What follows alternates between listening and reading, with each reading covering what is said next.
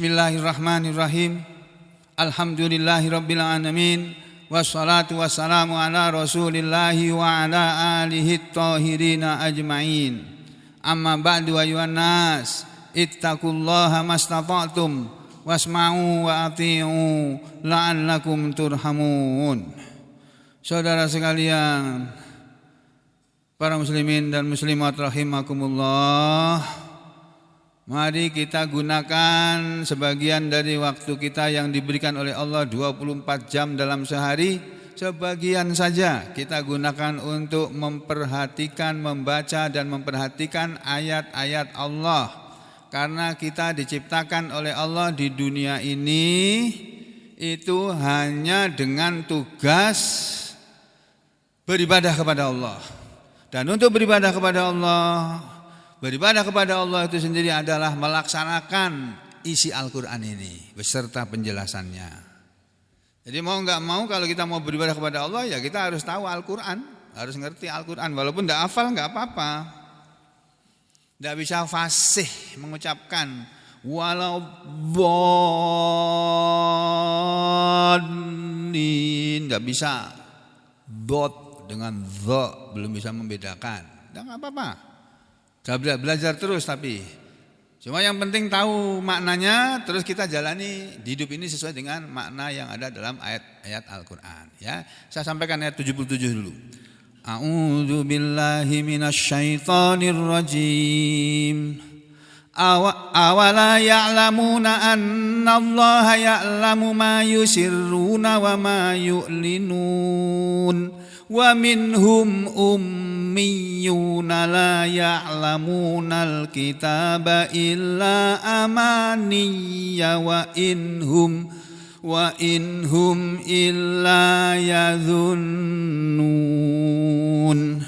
Fawailul lilladzina yaktubunal kitaba biaidihim thumma yaquluna hadza min indillah liyashtaru bihi thamanan qalila fawailul lahum mimma katabat aydihim wa wailul lahum mimma yaksibun. Ini ayat 77 sampai ayat 79. Arti dan makna ayat-ayat ini adalah sebagai berikut. Allah berfirman, awala ya'lamuna, adakah mereka tidak tahu? Apakah mereka tidak mengetahui wahai Rasulullah, annallaha, bahwasanya Allah itu ya'lamu, dia selalu mengetahui ma, apa saja yang yusirruna, mereka sembunyikan, mereka rahasiakan, wa ma yu'linun, dan apa saja yang mereka tampakkan. Jadi ayat ini mengajarkan kepada kita Bapak, Ibu dan saudara sekalian, karena dulu orang-orang Bani Israel enggak percaya bahwa Allah itu bisa seperti ini, bisa mengetahui apa yang kita rahasiakan dan apa yang kita tampakkan. Apa yang kita rasakan dalam hati kita ini yang orang tidak tahu, Allah tuh tahu isi hati kita. Kita kan enggak tahu isi hati orang lain. Allah tuh tahu. Jadi kalau kita pura-pura baik percuma. Kalau mau baik ya baik sekalian saja, jangan pura-pura. Baik-baik benar-benar. Apa saja yang kita rahasiakan, mau omongan kita, perbuatan kita. Korupsi itu loh, yang katanya didirikan KPK, Komisi Pemberantasan Korupsi, sekarang berubah menjadi Komisi Perlindungan Koruptor. Jadi itu kata orang, saya cuma meniru omongan orang aja. Orang korupsi itu akhirnya ketahuan. Ada Pertalite, ada Pertamak, ada apa lagi tuh? Sesudah itu ternyata Pertamak itu ya Pertalite itu, cuma dirubah warnanya. Astagfirullahaladzim, harganya naik lebih. Kalau 1 liter selisih berapa? Pertalite sekarang berapa? Pertalite berapa? 9.000, 10.000 Pertamax 13.000 1 liter. Kalau satu rakyat Indonesia beli sepeda motornya 3 liter, sudah berapa mereka dapat untung? 3.000 berapa? 9.000. Nah, kali seluruh jumlah rakyat Indonesia berapa juta itu? Ya tidak heran kalau mereka berhasil korupsi sampai 790 berapa triliun. Terakhir katanya 1.000 triliun lebih. Masya Allah. Jadi selama ini kita dibohongi oleh yang namanya Pertamina itu. Kan itu memang tempat basah itu, duit semua di situ. Kita pun kalau kerja di Pertamina bisa seperti itu. Tergoda oleh duit. Kita walaupun ngaji, kiai aja bisa tersesat kok. Ustadz aja bisa tersesat kok. Suruh sedekah habis ente-enteannya apa? Akhirnya uang sedekahnya dipakai untuk modal dia usaha. Nah, itu makanya saya nggak pernah minta sedekah dari sampean. Saya kerja cari uang sendiri. Allah yang ngasih rezeki. Aku tadi ngomong sampai di mana tadi?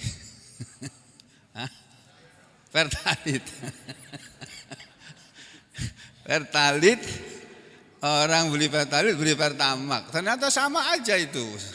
Konon katanya. Katanya RON 90 apa RON berapa itu, aku tuh nggak ngerti ilmu perminyakan. Yang ngerti ya ahli-ahli ilmu perminyakan yang kuliah di fakultas perminyakan itu atau fakultas pertambangan. Aku taunya ilmu pengobatan penyakit dan ilmu pengobatan. Ya, jadi ya aku dibohongi juga nggak tahu. Ternyata ada orang punya mobil, mobilnya masih baru, kok mogok batuk-batuk mobilnya, cukup. Ternyata bahan bakarnya katanya Pertamax, bukan Pertamax, oplosan. Yang satu lagi mana?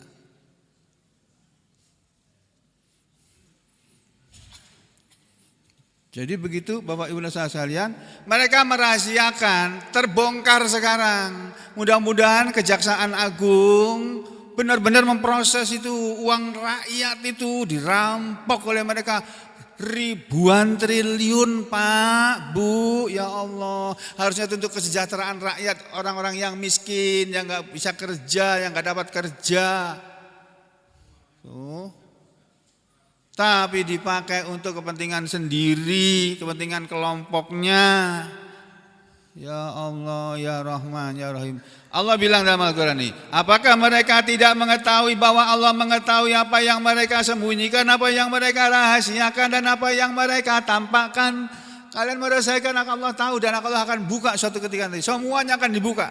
Kalau tidak di dunia ini, di akhirat akan dibuka semua yang kita rahasiakan.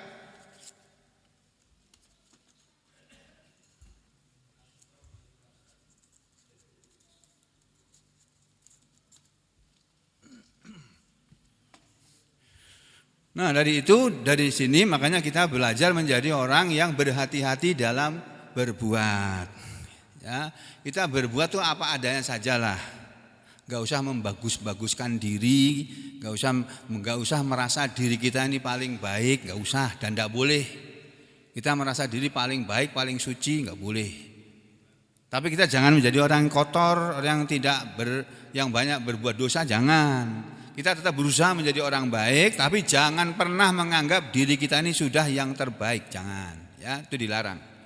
Fala tuzakku anfusakum itu ayatnya. Maka janganlah kalian mensucikan diri kalian sendiri, merasa diri kalian suci, orang lain kotor, saudara suci, jangan. Ya. Terus ayat yang kedua. Wa minhum ummiyuna la ya'lamunal kitaba illa amani. Wa inhum illa yadhunnun. Ini juga ada di masyarakat kita sekarang ini. Bahkan masyarakat muslim nih yang kita bicarakan ini masyarakat muslim, masyarakat umat Islam, umat Islamnya sendiri yang seharusnya mengetahui isi Al-Qur'an, banyak di antara mereka. Ini Allah berfirman di ayat yang ke-78 ini, yang mula-mula ayat 78 ini yang disebut oleh Allah di sini adalah orang-orang Bani Israel. Orang-orang yang mengaku beriman kepada kitab Taurat. Itu.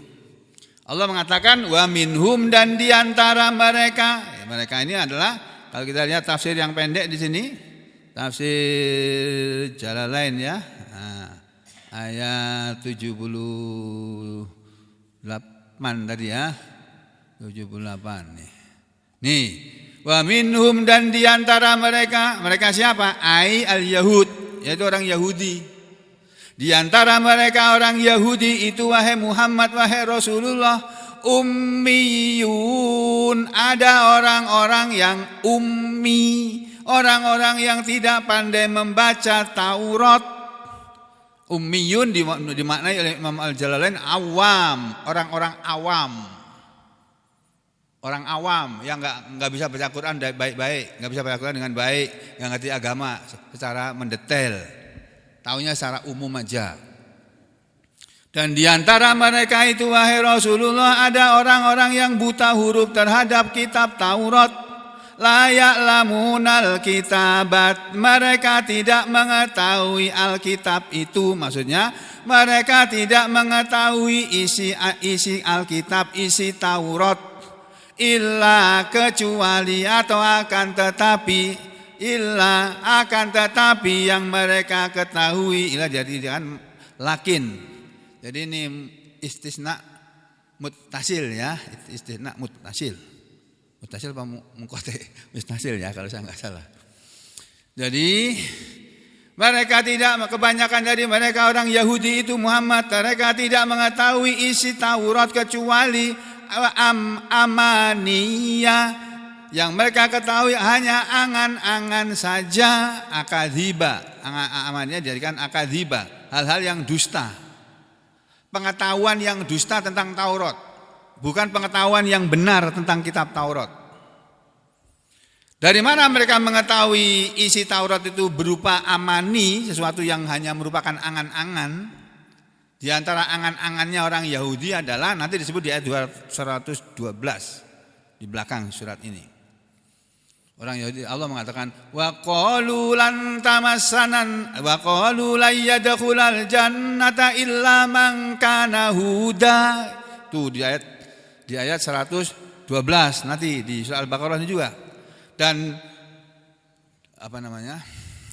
Dan berkatalah orang-orang Yahudi itu wahai Muhammad, tidak akan masuk surga kecuali orang-orang Yahudi. Jadi itu angan-angan. Kata Allah itu angan-angan itu Muhammad. Kenapa? Akadziba itu kebohongan. Orang mereka enggak tahu isi Taurat, enggak mengamalkan isi Taurat. Mereka mendapatkan ajaran yang dusta. Dari mana? Talaqqauha, mereka menemukannya min ru'asaihim, dari pembesar-pembesar mereka, tokoh-tokoh mereka, fa'tamaduha, lalu mereka berpegang teguh padanya. Jadi orang-orang Yahudi dulu percaya kepada pendetanya. Padahal pendetanya itu mengajarkan ajaran yang tidak sesuai dengan kitab Taurat, menyimpang. Ya sama dengan zaman sekarang ini.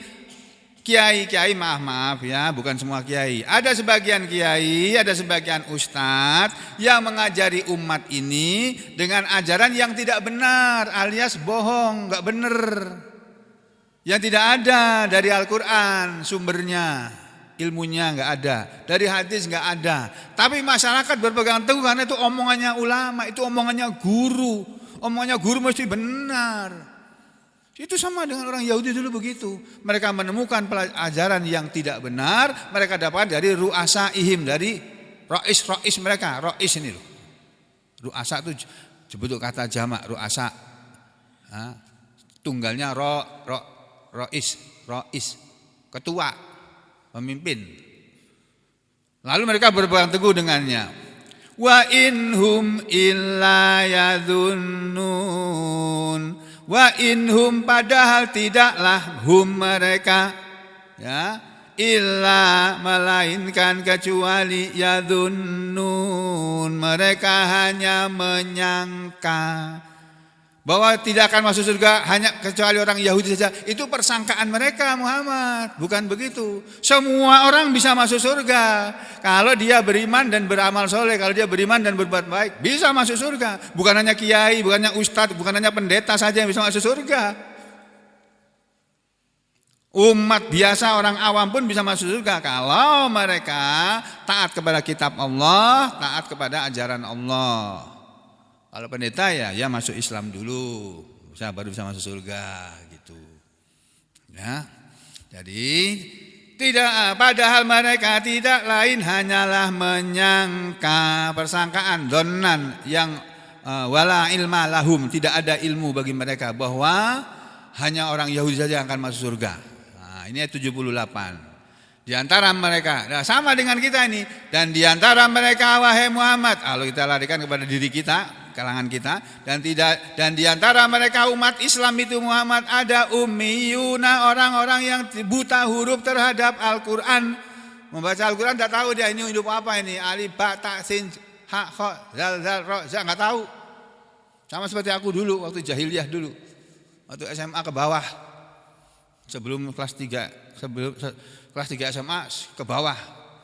Sebelum saya kuliah di Fakultas Kedokteran Universitas 11 Maret di tingkat 1, akhir tingkat 1 menuju ke tingkat 2 baru saya mulai ngaji.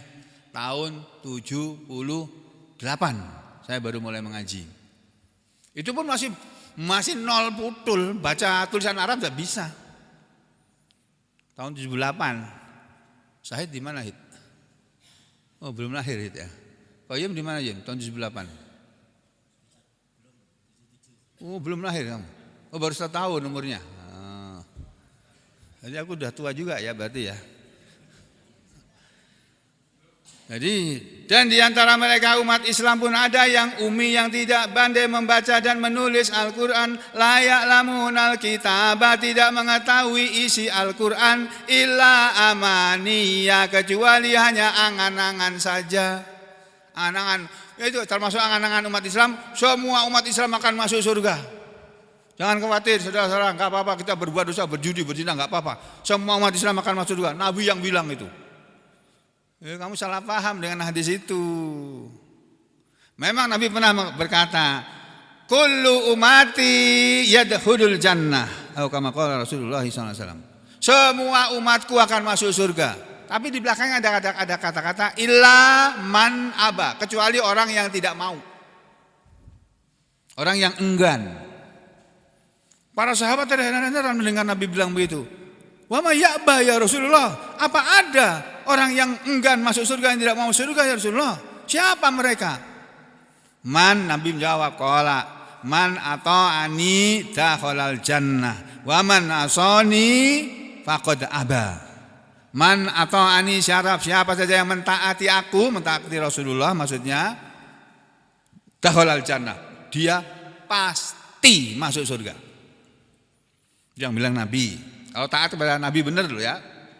Wa man asani, dan siapa yang mendurhakai aku, Nabi menyuruh makan pakai tangan kanan, dia pakai tangan kiri terus. Nabi menyuruh jujur, ya, dia enggak jujur terus. Nabi menyuruh jangan bohong, jangan bohong, jangan bohong. Dia bohong terus. Bohong sampai sekarang masih bohong terus, tapi sampean masih bela terus. Kan ada orang yang bohong, pembohong, tapi sampean bela, sampean sukai, sampean jadikan idola. Ada kan? Nggak usah disebut namanya, nanti kena pasal nanti. Jadi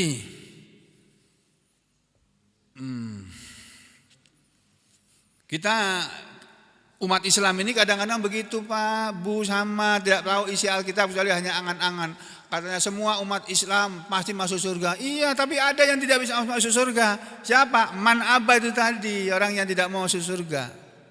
Atau ada lagi hadis mengatakan semua orang Islam akan masuk surga. Tenang aja, tenang. Enggak sholat sekarang enggak apa-apa. Karena mau pensiun aja baru sholat.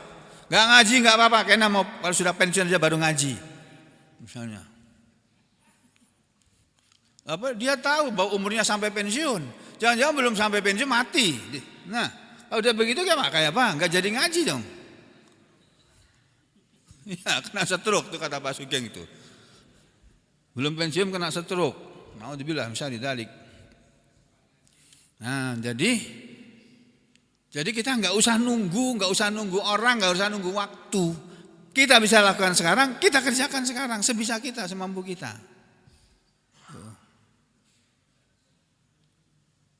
Jangan kita percaya kepada angan-angan kita sendiri, jangan.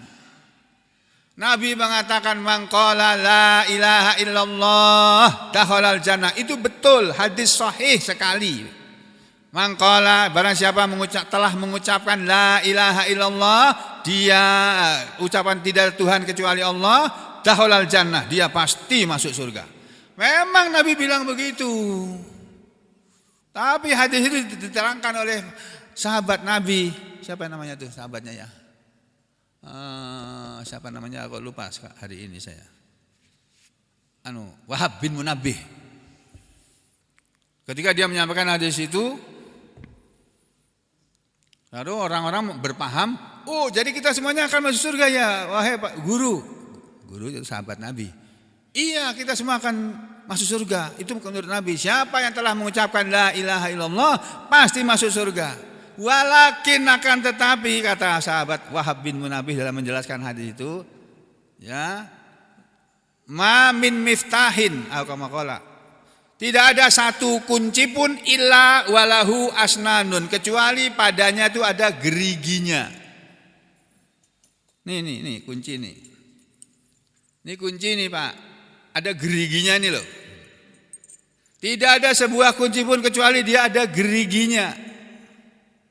Kalau kunci yang modern pakai ditempel tuh di hotel-hotel mewah itu, tempel, enggak ada geriginya. Ada geriginya dalam bentuk elektronik, dalam bentuk magnetik. Yang kalau saudara sudah keluar dari kamar itu, sudah check out, itu kunci enggak bisa dipakai lagi untuk masuk. Tidak ada sebuah kunci pun kecuali ada gerigi-geriginya. Fa in jita, kalau kamu nanti datang ke hadapan Allah bimiftahin lahu asnanun, dengan membawa kunci yang ada padanya geriginya, karena bunyi hadisnya kan la ilaha illallah miftahul jannah. Di samping hadis yang tadi, man qala la ilaha illallah atau man kana akhiru kalamihi la ilaha illallah, itu hadis sahih, Nabi mengatakan begitu. Man kana akhiru kalamihi, barang siapa yang akhir ucapannya sebelum mati la ilaha illallah dakhalal jannah, dia pasti masuk surga. Terus dalam hadis lain Nabi juga mengatakan la ilaha illallah miftahul jannah. Ucapan la ilaha illallah itu adalah kuncinya surga. Wah, para sahabat senang. Oh begitu ya, jadi kita semua akan masuk surga. Karena la ilaha, kita semua sudah mengucapkan la ilaha illallah, dan la ilaha illallah itu kan kuncinya surga. Wah, mereka sudah senang. Terus dijelaskan oleh Wahab bin Munabbih, ma min miftahin, kalau asal lupa bunyi reda kesedianya, ya. Tidak ada satu kunci pun kecuali dia mempunyai gerigi-gerigi. Fa in jita bi miftahin lahu asnanun, maka jika kamu datang di hadapan Allah di akhirat nanti dengan membawa kunci kalimat la ilaha illallah, maksudnya yang mempunyai gerigi-geriginya. Gerigi-geriginya adalah konsekuensi dari la ilaha illallah.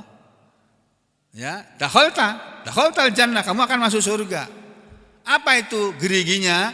Inilah ilaha illallah kuncinya. Tapi di sini ada sholat, puasa, zakat, baca Quran, berbuat baik kepada orang tua, berbuat baik kepada tetangga, berbuat baik kepada kerabat, memperhatikan orang-orang miskin, berbuat baik kepada orang miskin, berbuat baik kepada janda-janda yang dia tidak bisa menikahinya, tapi dia ngasih uang aja, itu karena ngasih menikahi nggak cukup uangnya untuk menikahi, nakah, ngasih uang aja kepada janda-janda, terus anak-anak yatim, terus ibnu sabil, terus dan lain-lain. Pokoknya amal-amal soleh, zikir dan sebagainya. Kalau kamu datang dengan bawa kalimat la ilaha illallah beserta seluruh konsekuensinya, maka kamu akan masuk surga. Termasuk puasa Ramadan ini adalah kunci, gerigi dari kunci surga itu tadi. Kalau kamu datang kepada Allah nggak pernah puasa Ramadan, wah terhalang nanti. Tunggu dulu. Kamu selama hidupmu nggak pernah puasa, padahal kamu sanggup puasa, kok kamu nggak puasa. Tunggu dulu, malaikat tahan dulu dia, jangan masukkan surga dulu. Allah bilang begitu mau apa coba? Nanti di sana hakim cuma satu, hakimnya tunggal, nggak pakai hakim anggota, nggak pakai.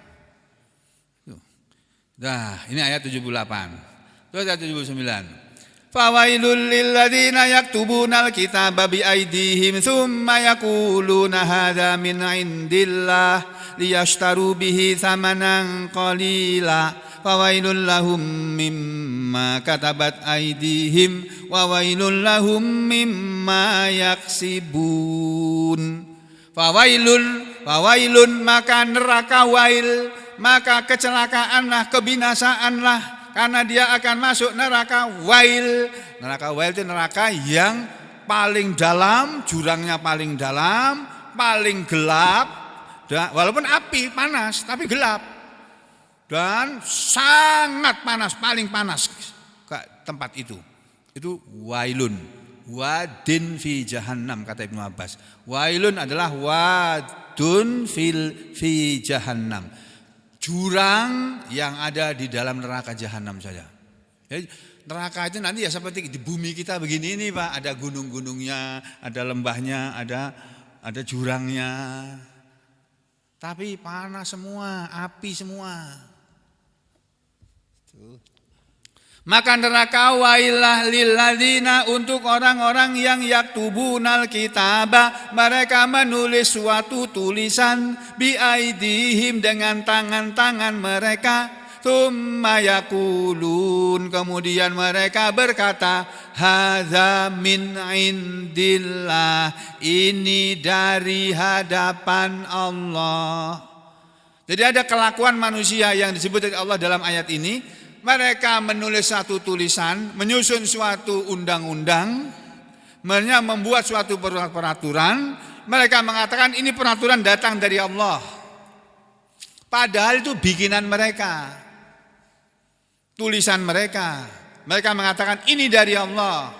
Untuk apa mereka berbuat begitu? Liyashtaru bihi samanan qalila, supaya mereka bisa membeli dengannya atau menjual dengannya harga yang sedikit. Mereka menjual ayat-ayat Allah. Ini kelakuan pendeta-pendeta Yahudi zaman dulu. Mereka menjual ayat-ayat Allah. Jadi orang-orang diberi yang menyenangkan gitu.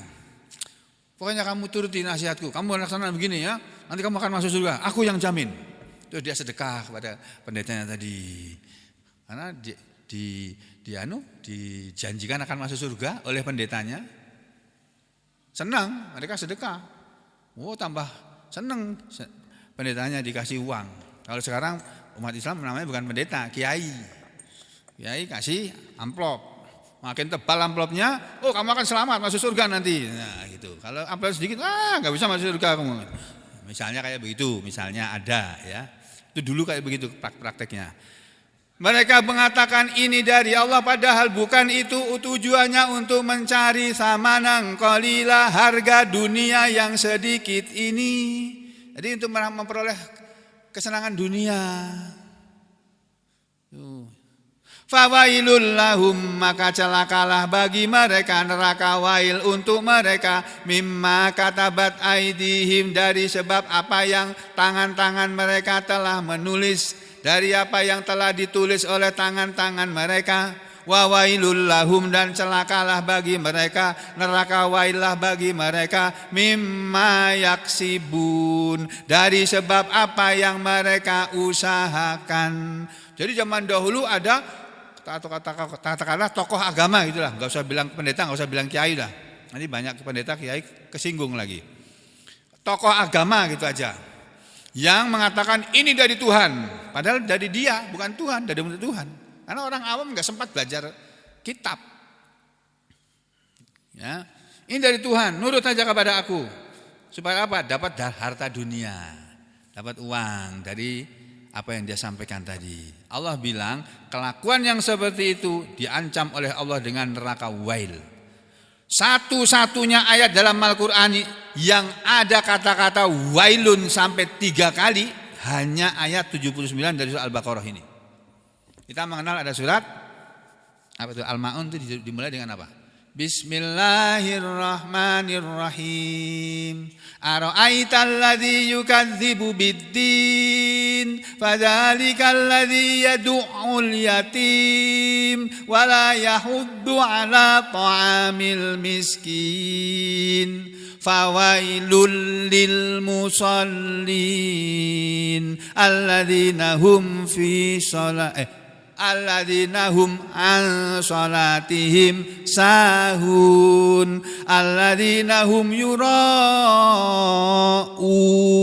wa yamna'unal ma'un.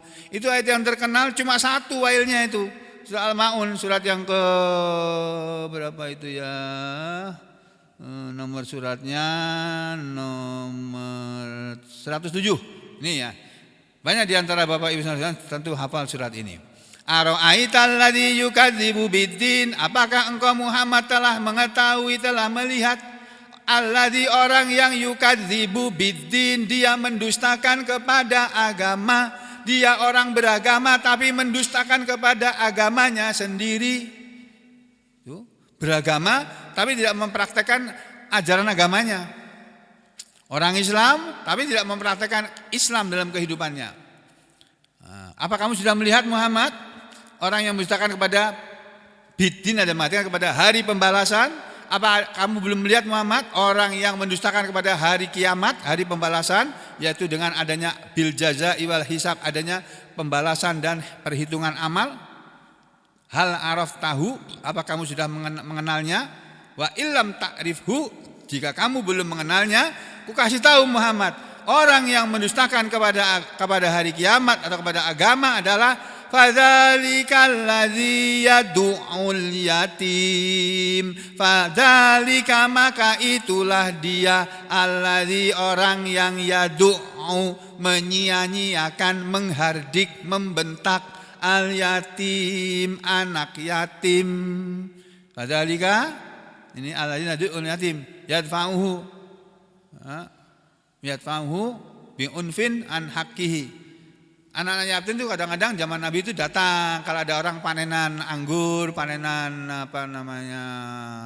kurma, datang ke kebun mereka untuk mengharap mudah-mudahan yang punya kebun ini ngasihlah kurmanya, mereka panen banyak ini, mudah-mudahan kami semua di anak-anak yatim ini dikasih ya. Maksud pergi, pergi sana, pergi sana, diusir. Itu orang yang mendustakan agama. Itu orang yang mendustakan kepada hari kiamat. Fadzalikal ladzi yad'ul yatim wa la yahuddu 'ala ta'amil miskin. Hati-hati, jangan-jangan kita masih termasuk di sini.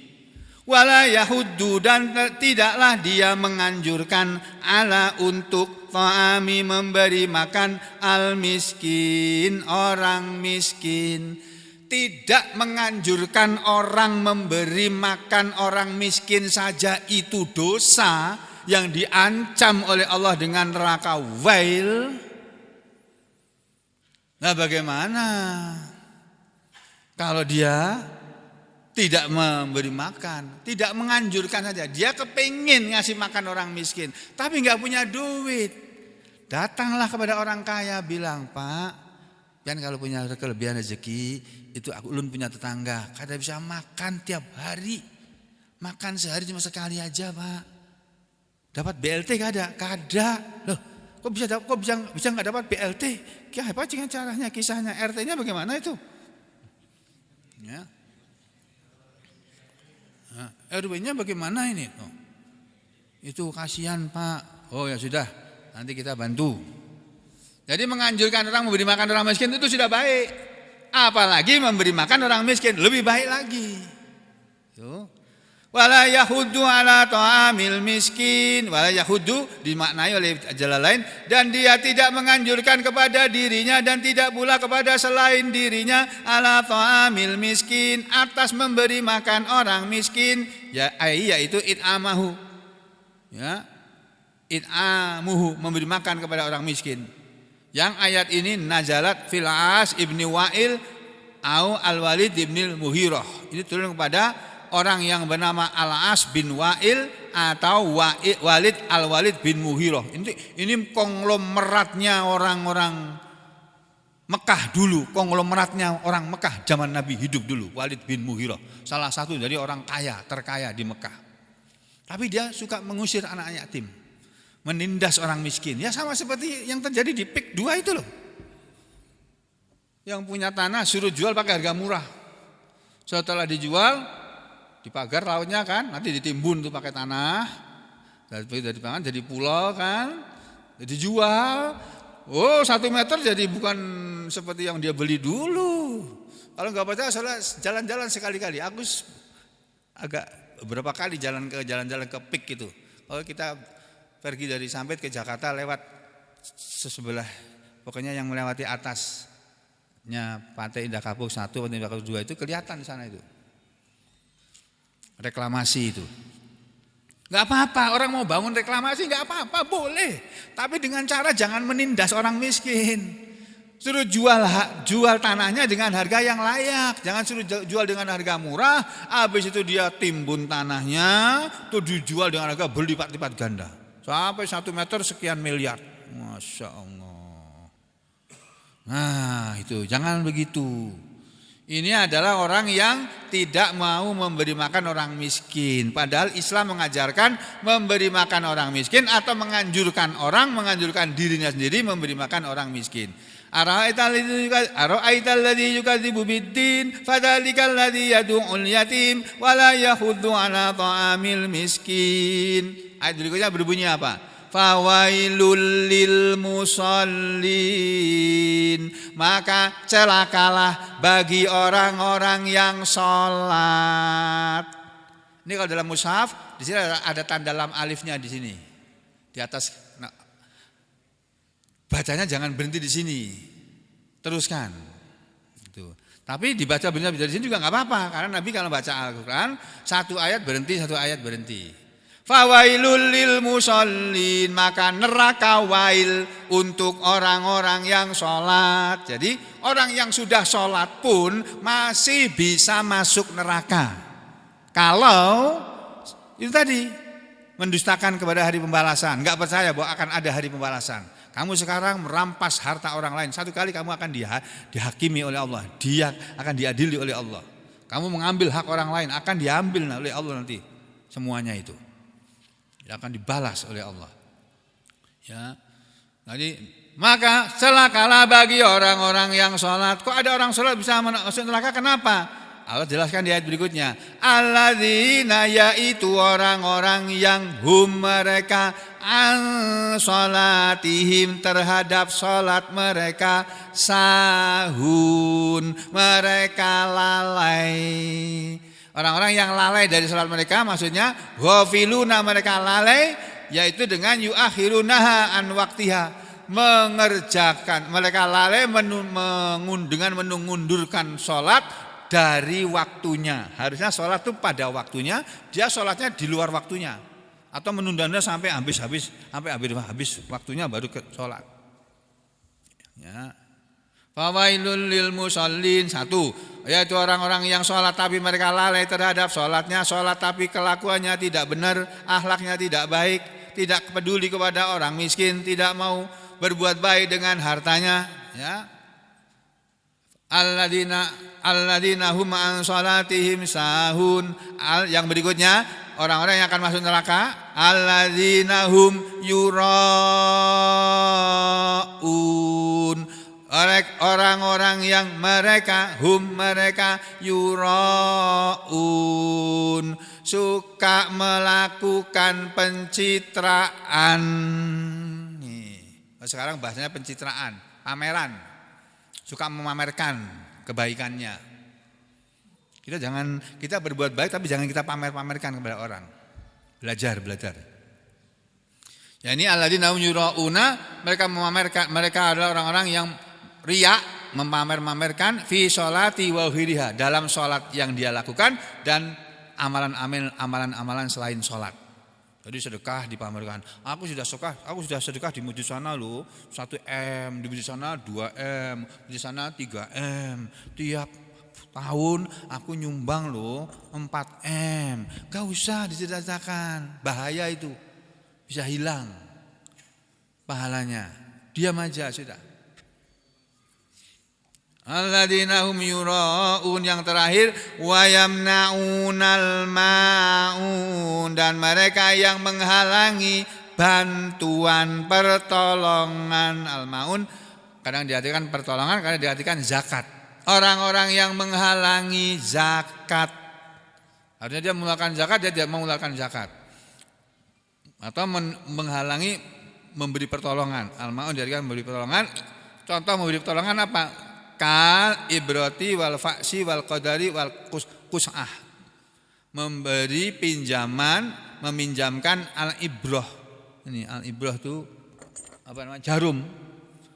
Aku pinjam jarumnya ya untuk jahit pakaianku. Gak ada. Padahal ada, cuma dia malas nyari.